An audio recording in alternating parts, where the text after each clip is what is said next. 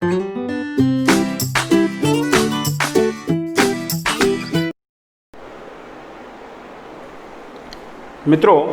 આજે આપણે સરવાળા બાદબાકી અને ગુણાકાર ભાગાકારમાં સાર્થક અંક કેવી રીતે લઈ શકાય એની આપણે ચર્ચા કરીશું. સાર્થક અંક કેટલા હોય તો એના માટે આપણે ચર્ચા કરી અને તમને ખબર પડી હશે. એની આપણે અહીંયા ફરી ચર્ચા કરતા નથી કારણ કે ડિટેલમાં આપણે ચર્ચા એની કરી નાખી છે. ત્યારબાદ બીજી એક વાત કરીએ આપણે રાઉન્ડ ઓફ કરવાની, કે આપણે 3 સાર્થક અંક જોઈએ છે. દાખલા તરીકે તો જે લાસ્ટ ચોથો ડિજિટ આપણે રિમૂવ કરવો છે, દૂર કરવો છે, તો એ દૂર કરતાં એ કયો અંક આગળ થાય.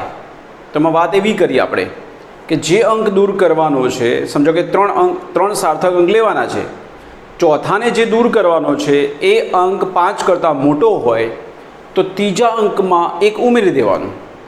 ક્લિયર? ઘણાને થોડું કન્ફ્યુઝન હતું. એક પ્રશ્ન મેં તમને કંઈક આવો આપ્યો હતો કે 9.99 અને પાછળ છે દાખલા તરીકે 8. તમને એમ કે અહીંયા 3 સાર્થક અંકમાં દર્શાવો, તો તમારે કોને રિમૂવ કરવાનો છે? અહીંયા 8. તો 8 એ 5 કરતાં મોટી સંખ્યા, તો તમે આગળ એક અંક ઉમેરી દેશો તો કેટલા થશે? તો તમે આગળ એક ઉમેરશો અહીંયા એટલે અહીં 10 થઈ ગયા. 10 થઈ ગયા એટલે એક ઘાત અહીંયા આવશે. તો પરિણામી આપણો જે જવાબ થશે એ જવાબ આપણો આવો કંઈક થશે. શું થાય? 10.00. પણ 3 સાર્થક અંક કીધું એટલે આપણે આટલા સુધી જવું પડે. પડી સમજ? અહીંયા 9, 8 છે, અહીંયા 9 છે એટલે એક ઉમેરાવ્યો તો અહીંયા 10, એક વધી અહીંયા આવશે, બરાબર, અને એ પાછું અહીંયા લાગવું પડશે. તો પરિણામી જવાબ આપણો 10.00. તો આ તો કેટલા સાર્થક થયા? તો ટોટલ 4 થયા. આપણે કેટલામાં જોઈએ? માત્ર 3 જ જોઈએ. આ બધી વાતો પણ ત્યાં ઇમ્પોર્ટન્ટ આવશે. એટલે મેં તમને આ વાત કરી હતી પણ તમને ગણતરીમાં કંઈક આપ્યું હતું તો આ પ્રમાણે આન્સર લખી શકાય. ફોર એક્ઝામ્પલ અહીંયા 9 ન હોત દાખલા તરીકે, અને એકાદ એવું હોત કે અહીંયા 8 જવાબ હોત, આવું હોત કે 7 હોત. ચલો ને, ચલો 3 સાર્થકમાં લખવું છે. શું કરતા? તો 7.998 અહીંયા એક ઉમેરાશે એટલે અહીંયા 10 થશે. 10 થવાના કારણે એક અંક આગળ જશે, એક અંકની અસર અહીંયા થશે. તો આપણો જવાબ અહીંયા આવો લખાય 8.00. તમે એમ બોલશો 8.00 લખ્યું તો એને 8 ન લખી શકાય? તો ના. કેમ? આપણને કેટલા સાર્થક માગ્યા હતા? 3. તો 3માં જ લખવાનું. આ 3 સાર્થક કહેવાય અને આ કેટલા કહેવાય? એક જ. આમ તો એ અનંત કહેવાય, એને જેટલા તમે લાગુ પાડી શકો એટલા લઈ શકાય. પણ આ શું કહેવા માગે એ પણ સમજી લેવાનું કે 8.00નો અર્થ શું છે. તો જે સાધન વડે માપવામાં આવી રહ્યું છે એ 0.00 સુધી એની લંબાશ છે, મતલબ આ એટલું ઓછામાં ઓછું એ માપી શકે છે. એટલા માટે પોઈન્ટ પછી આવી શકે. અહીંયા 8.00 છે તો 8.11 આવી શકે, 8.12 આવી શકે, આ બધું જ શક્ય છે. સાદી ફૂટપટ્ટીથી શક્ય નથી. એટલે એ જે દશાંશ તમને દર્શાવે છે એ એની લંબાશ દર્શાવે છે કે એનાથી ઓછામાં ઓછું લઘુત્તમ માપન એટલું કરી શકાય છે. બરાબર છે? ઓકે. હવે આપણે આજે વાત કરીએ, તમને બુકમાં આપ્યું છે જે ઉદાહરણ દ્વારા તમે સમજાવવા પ્રયત્ન કરો એટલે તમને વધારે આઈડિયા આવશે. પહેલી વાત કરું, આ વાત કરીએ આપણે ગુણાકાર ભાગાકારમાં સાર્થક અંક કેવી રીતે લઈ શકાય.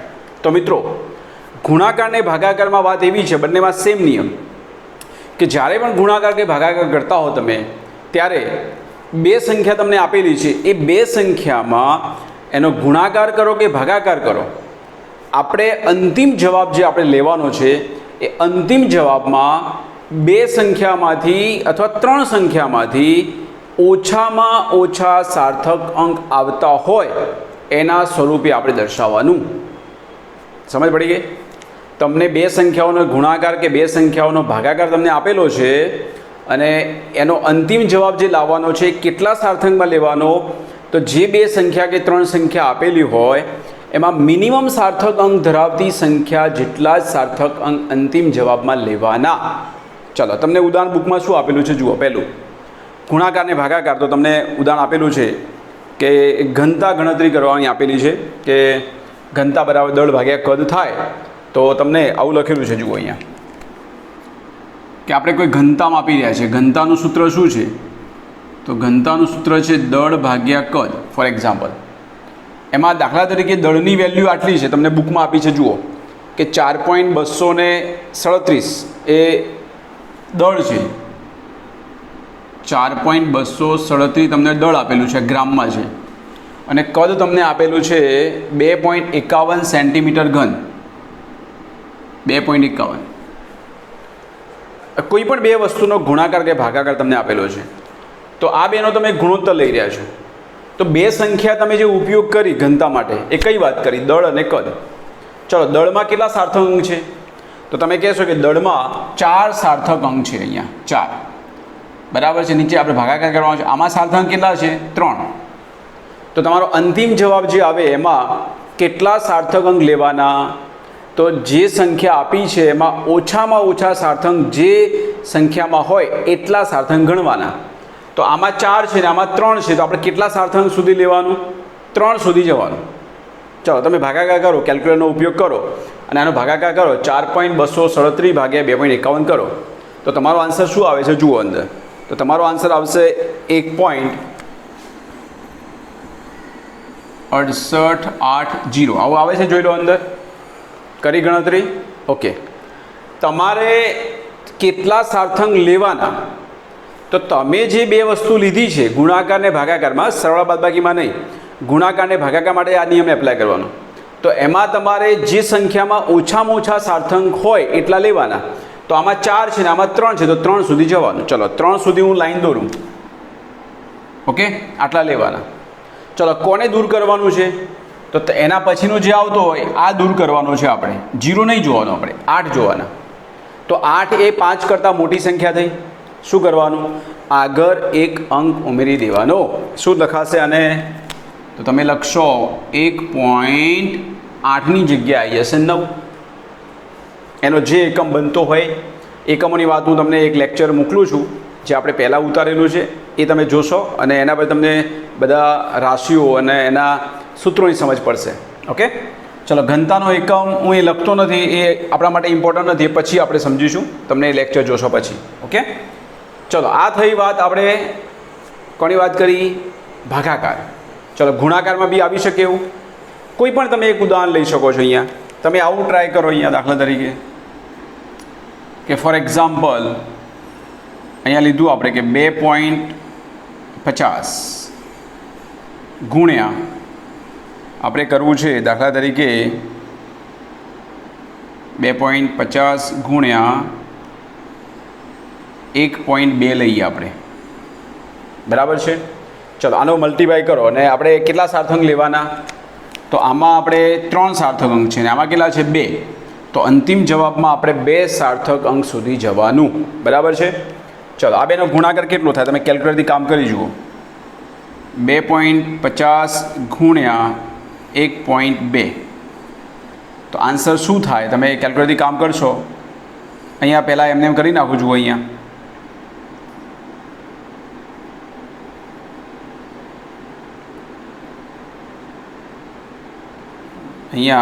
0, 1 5 5 1 2 2, અહીંયા આવશે 0 10 વધી પડી 1 5. બરાબર છે. એટલે આપણો જવાબ લગભગ અહીંયા 2.5 ગુણ્યા 1.2 એટલે 0 0 0 3.00 કંઈક થાય. 1.5 ગુણ્યા 2.5 ગુણ્યા 1.2 કરશો તો 3.00 થાય. ચાલો, તમે જવાબમાં શું લખશો? આનો આન્સર શું લખશો? અહીંયા તો બહુ સરળ સરળ થઈ ગયું. અહીંયા 3.00 આપણે કેટલા સાર્થક સુધી લેવાનું? અહીંયા તો આનો જવાબ 3.000 આવે છે. આપણે કેટલા સાર્થક લેવાના છે? 2. તો તમે લખશો અહીંયા 3.0. સમજ પડી ગઈ?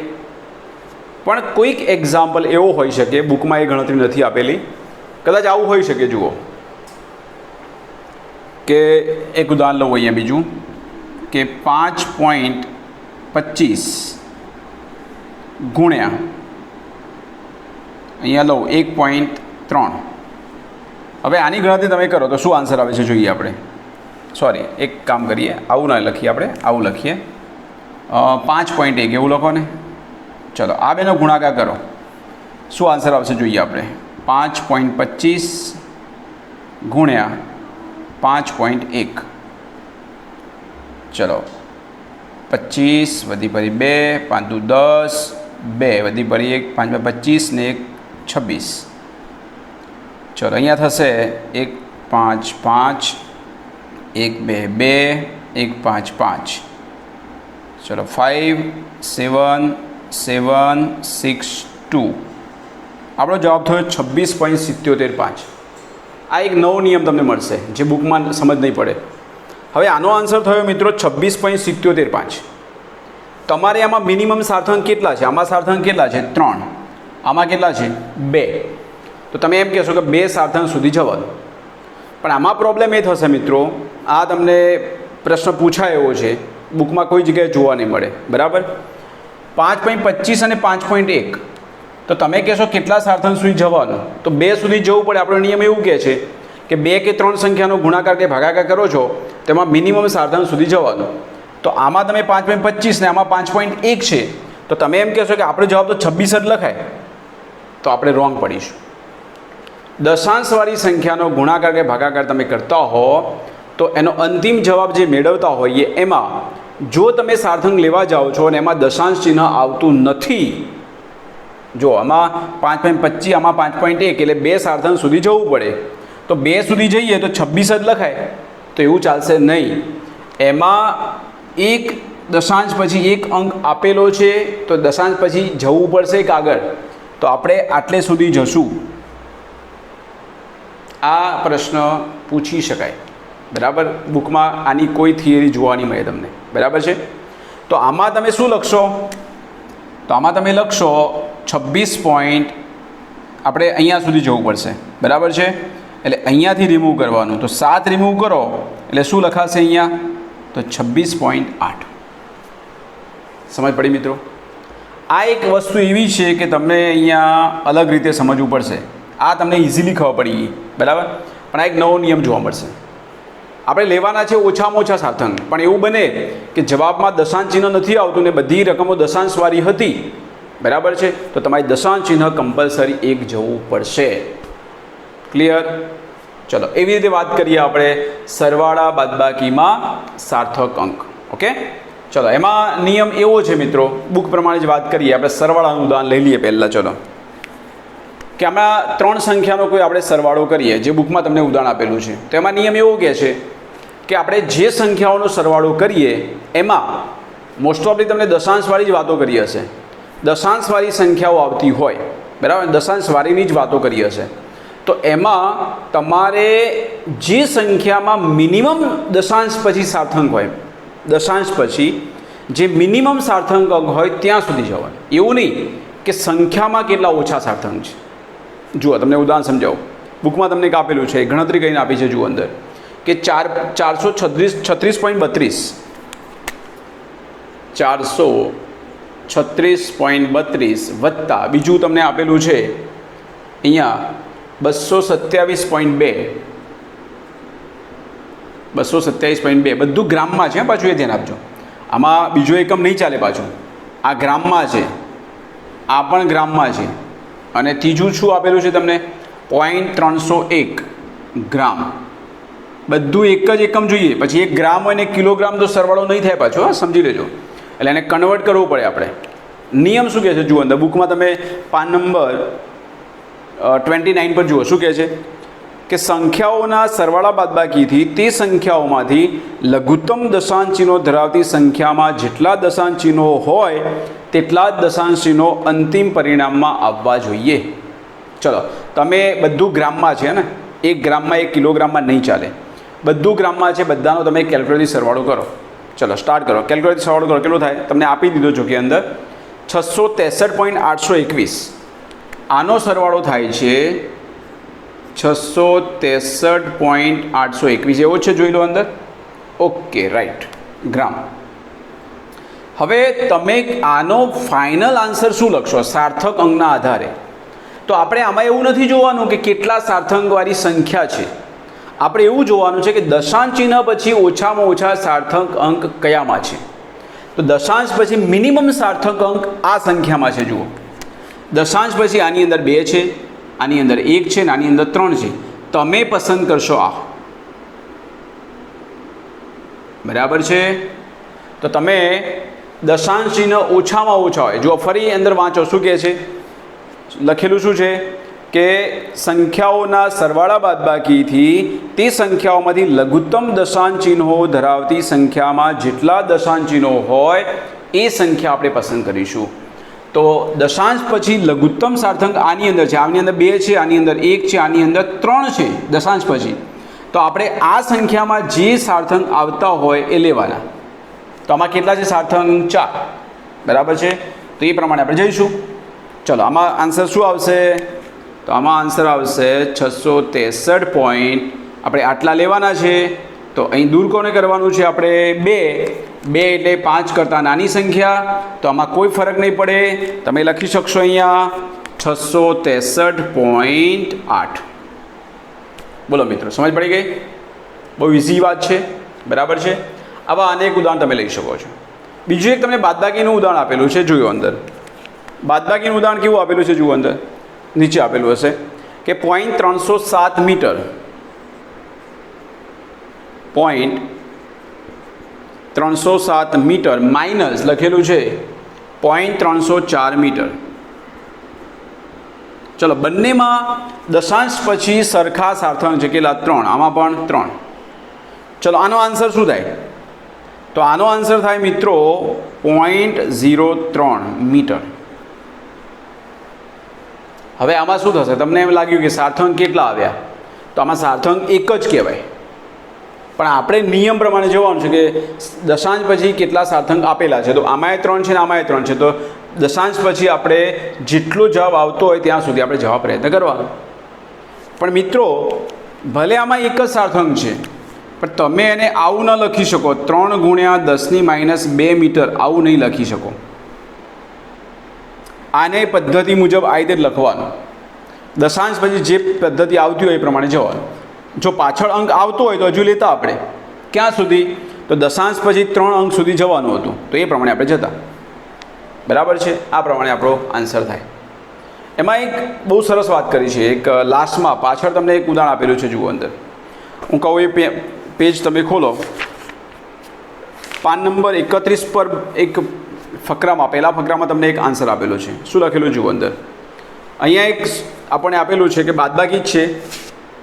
આમાં લખ્યું છે કે 12.9 ગ્રામ છે, ગ્રામમાં છે. શામાં છે? ગ્રામમાં.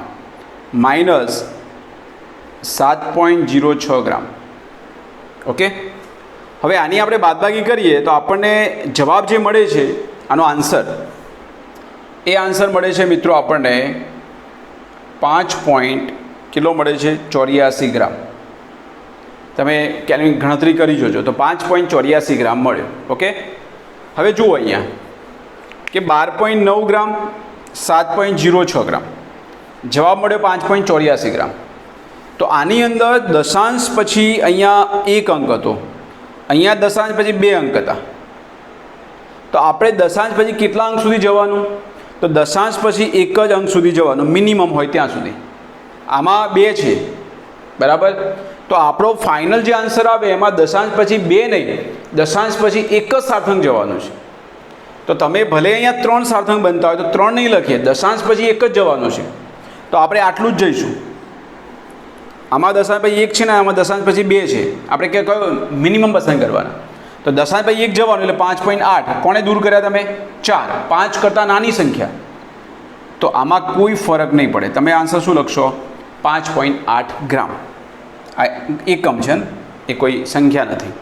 જો તમે આન્સર લખેલો છે અહીંયા, એમાં એક નોટ કરો. એમાં લાસ્ટમાં કૌંસમાં આપેલું છે કે સરવાળા કે બાદબાકી માટેની સંખ્યામાં લઘુત્તમ સાર્થક અંક નહીં, પરંતુ લઘુત્તમ દશાંશ સ્થાનો ધરાવતી સંખ્યા જોવાય છે. બરાબર નોટ કરજો અને એમાં સમજશો એટલે બધી ખબર પડી જશે. ક્લિયર મિત્રો? આ ઉદાહરણ તમે સમજવાનો પ્રયત્ન કરજો.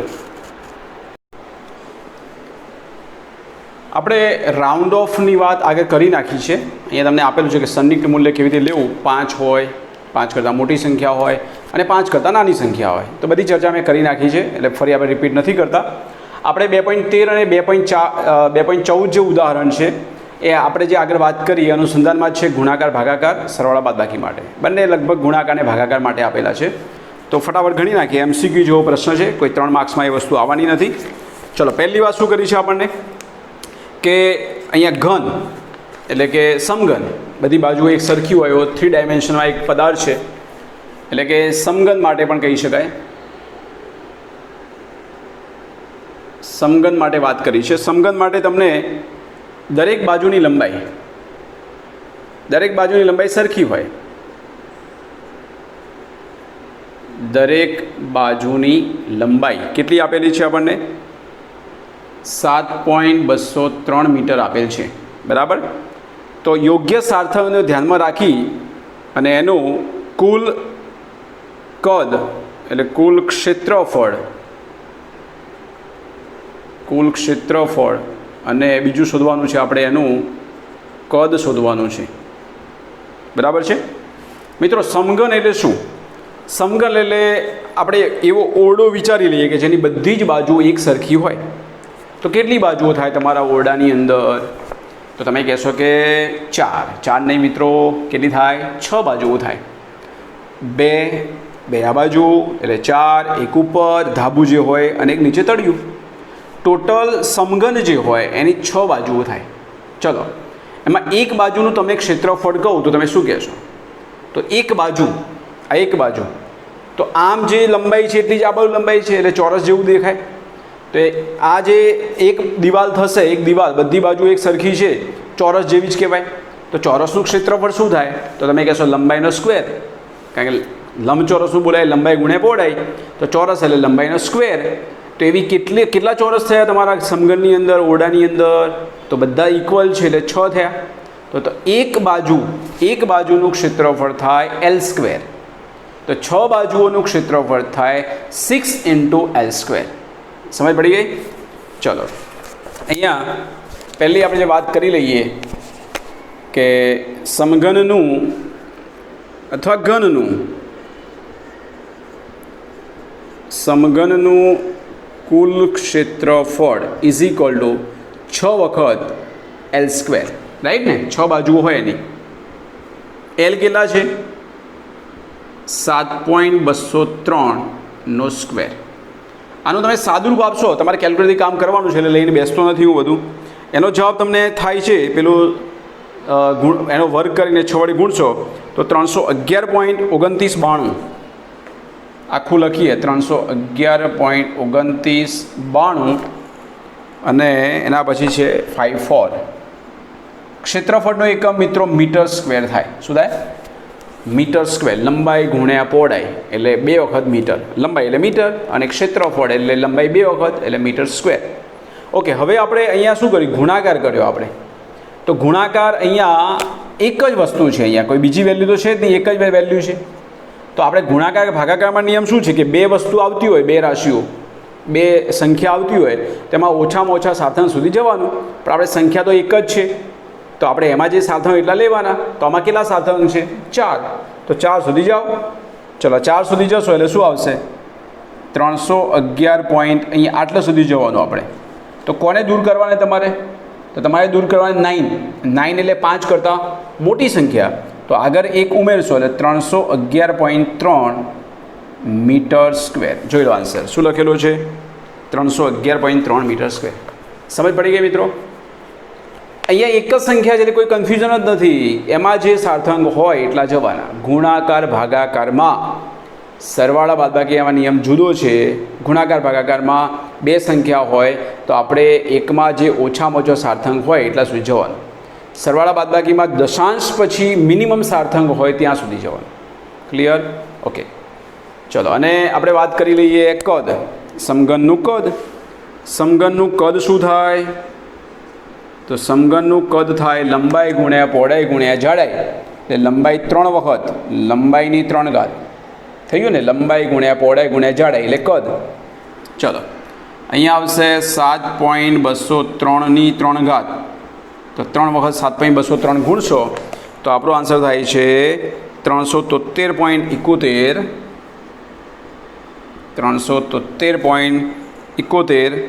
4754. આપણે ક્યાં સુધી જવાનું? 4 સાધન સુધી જવાનું. એટલે આપણે આટલે જવાનું. કોને દૂર કરવાનો છે? 1 એટલે 5 કરતાં નાની સંખ્યા. એટલે આપણો આવશે જવાબ 373.7 કદ છે, કદ એટલે મીટરની 3 ઘાત, મીટર મીટર મીટર 3 વખત. જોઈ લો જવાબ શું છે, આવી ગયો જવાબ. Okay, simple. ચલો, એવી રીતે આપણને આપેલું છે ઉદાહરણ 2.14. સોરી, અહીંયા 2.14 કે 2.13 કોઈ એક્ઝામ્પલમાં ખાસ પૂછાય હવે લાગતા નથી. એમાં આ તો બહુ સિમ્પલ વાત છે, પેલા જેવી જ વાત છે. ઘનતાનું જે સૂત્ર જોયું હતું એ પ્રમાણે કે 5.74 ગ્રામનો એક પદાર્થ છે. પદાર્થ માટે એ દળ આપેલું છે. અહીંયા પદાર્થનું દળને આપણે બોલીશું સ્મોલ એમ, માસ. કેટલું છે તો 5.74 ગ્રામમાં છે. અને એની જે જગ્યા રોકે છે એટલે એને શું બોલી શકાય, કદ છે. એને એકમ પરથી ખબર પડી જશે. કદ માટે વી સિમ્બોલ વપરાય. વોલ્યુમ કેટલું છે તો 1.2 સેન્ટીમીટરની 3 ઘાત, આવું છે. મિત્રો, જ્યારે ગ્રામમાં હોય ને તો સેન્ટીમીટરમાં જ જોઈએ, બરાબર છે. કિલોગ્રામમાં હોય તો મીટરમાં જ જોઈએ. નિયમ છે MKS તો સિસ્ટમ MKS, CGS તો CGS. પછી એક ગ્રામમાં હોય અને એક આ મીટરમાં હોય તો ના ચાલે, બધું એકમાં જ જોઈએ. CGS સિસ્ટમ સમજ છે ને, સેન્ટીમીટર ગ્રામ સેકન્ડ, તો બધું એ રીતે જ આવવું જોઈએ. પછી વાત કરું કે MKS મીટર કિલોગ્રામ સેકન્ડ, તો મીટર હોય તો કિલોગ્રામ જોઈએ જ, પછી ન હોય તો એને કન્વર્ટ કરવું પડે, બરાબર છે. ઓકે, તમારે અહીંયા શોધવાનું છે એની ઘનતા, બરાબર છે. તો ઘનતાનો સિમ્બોલ શું છે તમને ખબર છે? ઘનતાનો સિમ્બોલ આવો દર્શાવાય, રોવાનું નથી. ઘનતા એટલે સિમ્બોલ છે રો, એવું બોલીશું આપણે એને, બરાબર છે. ચાલો, ઘનતાનું સૂત્ર આપણને ખબર છે, ન ખબર હોય તો યાદ રાખવાનું. ઘનતાનું સૂત્ર થાય એ પદાર્થ માટે ઘનતા રો બરાબર થાય દળ ભાગ્યા કદ. ઓકે, ચલો, દળ કેટલું છે 5.74 અને કદ છે 1.2. તમારે કેટલા સાર્થંક સુધી જવાનું, તો મિનિમમ સાર્થંક કેટલા છે અહીંયા 2, આમાં 3 છે તો 2 સુધી જવાનું ગુણાકાર ભાગાકારમાં.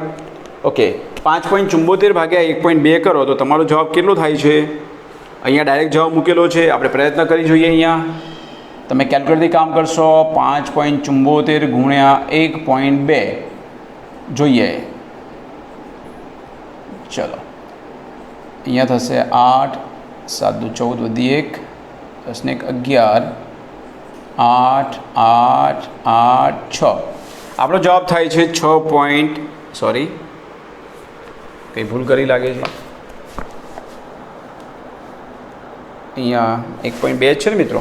ઓકે, 0, 4, 7 અને સોરી, આપણે ભાગાકાર કરવામાં, આપણે ગુણાકાર કર્યો. સોરી મિત્રો, આપણે ભાગાકાર કરવાનો છે આનો. ઓકે, તો અહીંયા 5.74 ભાગ્યા 1.2 કરવાના છે, રાઈટ. ઓકે, પહેલાં કેટલાય ભાગ ચલાવશો તમે? તો અહીંયા આપણો જવાબ આવશે 1.2 છે, એટલે આપણે લઈએ તો લગભગ અહીંયા આવશે 12, 4, 48, એટલે 4.8 જેવું થાય. 5.7માંથી અહીંયા 4.8 જશે એટલે 0.9 જેવું રહેશે, બરાબર. અને અહીંયા આવશે 4, આપણે 12 કાઢીશું. તમને જવાબ જે આપેલો છે અહીંયા એ પ્રમાણે આપણે વાત કરીએ તો 12, 8, 96 એટલે 7 જેવું કંઈક આવતું હશે. દશાંશ ઉપરથી આપણે લેવો પડશે, બરાબર. એટલે 5.7 અને 4.8. ઓકે, અહીંયા આવશે લગભગ 7 જેવું આવશે અને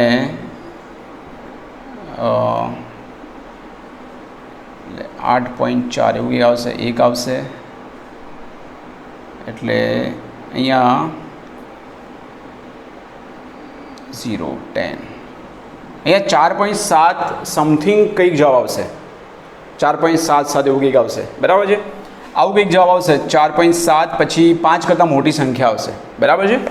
તો એ પ્રમાણે આપણો આન્સર અહીંયા જે થતો હોય, હું એમાં પડતો નથી ખાસ, કેલ્ક્યુલેટરથી કામ કરી જોજો. અહીંયા 6 આવે કે 7 કે 8 અહીંયા કંઈક આવશે. સમજો કે અહીંયા 7 કે 8 આવ્યા. આપણે કેટલા સુધી જવાનું છે? તો મિનિમમ સાધન 2 છે, ગુણાકાર ભાગાકારમાં નિયમ છે પ્રમાણે. તો આપણે અહીંયા પાછળનો અંક દૂર કરશો, 7 ન પણ હોઈ શકે, તમે જાતે કરજો, પણ 5 કરતાં મોટી સંખ્યા આવશે તો આગળ એક અંક ઉમેરાઈ જશે એટલે તમે શું લખશો અહીંયા 4.8. આ તમે કેલ્ક્યુલેટરથી કામ કરી જોજો મિત્રો. આપણે 2 સારથણ સુધી જવાનું છે. પાછળ 5 આવશે, 7 પછી 5 આવશે, 5 કરતાં મોટી આવશે સંખ્યા, બરાબર છે. તો આ થઈ ગયું તમારે ઘનતા. ઘનતાનું સૂત્ર શું થશે? તો ઘનતાનું જે સૂત્ર જે પ્રમાણે દળ શામાં છે? ગ્રામ, અને કદ શામાં છે? સેન્ટીમીટર ઘન. તો ગ્રામ ભાગ્યા સેન્ટીમીટર ઘન, આવો એકમ થાય. એકમો તમને સૂત્ર પરથી ખબર પડશે, બરાબર. ધીમે ધીમે તમને આવડી જશે એ વસ્તુ.